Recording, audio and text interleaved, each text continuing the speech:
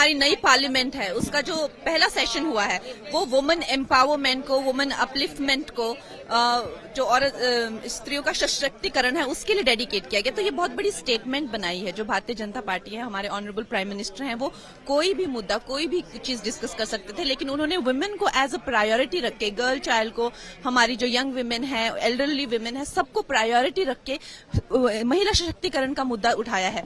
तो I think this is fantastic और ये पूरे देश के लिए एक प्रेसिडेंट बन जाएगा कि महिलाएं जो हैं वो इस देश की और हर हाउस होल्ड की, हर रिलेशनशिप की प्रायोरिटी होनी चाहिए। यस यस, आई थिंक हम तो सब स्तब्ध रह गए। हमारे पास शब्द नहीं थे व्यक्त करने के लिए कि कितना भव्य, और जो हमने महान संस्कृति भारत की जो बातें सुनी है, जिस तरह से हमने सुना है कि एक ऐसा काल, वैसा ही जो स्वर्णिम काल या अमृत काल की जो बातें करते हैं उसको जो फिट बैठता हुआ बिल्कुल उसकी इमेज को लेके या उसके इम्प्रेशन को लेके, ये बिल्कुल ये इस तरह की भव्य इमारत जहाँ पे भारत और भारतीयता का इतना खूबसूरत प्रदर्शन किया गया है, छोटे से छोटे लेके हैंडीक्राफ्ट्समैन से लेके संस्कृति से लेके धर्म से लेके हर चीज को बहुत ही प्रभावशाली तरीके से जो है वो दर्शाया गया है।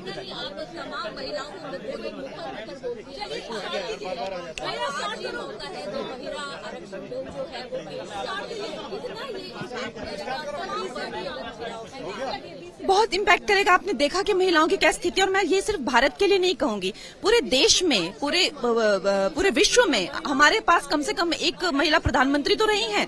हमारे असेंबली में इतनी सारी महिला, और बाकी देशों की हालत देखिए। अब अमेरिका में आज तक एक प्रधानमंत्री तक नहीं, प्रेसिडेंट तक नहीं कोई बन पाई है आज तक। 99.9% देशों में महिलाएं इतनी पिछड़ी हुई हैं कि आज तक हम लोग जो ये फेमिनिज्म की बातें करते हैं सब, और अगर हम लोग राजनीति के बारे में सोचते हैं तो राजनीति जैसे जो करियर होता है उसमें कोई कैसे आ सकता है। 15-16 साल की उम्र में अक्सर, जैसे श्री मोदी जी हो गया, अमित शाह जी, कैसे आए वो आगे? क्योंकि उन्होंने एज अ पार्टी वर्कर उन्होंने काम किया, रोड पे काम किया, रोड शोज में काम किया या रैलीज में काम किए। लेकिन क्या हमारे घर की बच्चियां 15-16 साल की उम्र में रोड पे उतर सकती हैं? कल किसी का दुपट्टा खींचकर उसको जान से मार दिया गया। इतनी मॉलेस्टेशन, इतनी पिंचिंग, इतनी टीजिंग, इतने ज्यादा उनके साथ अभद्र व्यवहार होता है। तो क्या महिलाओं को आरक्षण नहीं चाहिए? ऑफकोर्स महिलाओं को आरक्षण भी चाहिए और सुरक्षण भी चाहिए। तो ये जो सरकार है वो इतने बारीक तरीके में, हमारे जो ऑनरेबल प्राइम मिनिस्टर हैं, चाहे वो राम मंदिर हो, 377 हो, चाहे और विमेन जो है वो कॉम्बैट रोल्स में कि औरतें जो हैं वो इतनी बहादुर होती हैं, उनको जो है चाहे एयरफोर्स हो चाहे आर्मी हो, उसमें कॉम्बैट रोल्स में जो है वो प्रोत्साहित किया जा रहा है। तो आई थिंक हमारे जो प्रधानमंत्री जी हैं वो हमारे पूरे देश के लिए एक प्रेरणा का स्रोत है कि महिलाओं के प्रति क्या सोच होनी चाहिए, क्या विचारधारा होनी चाहिए।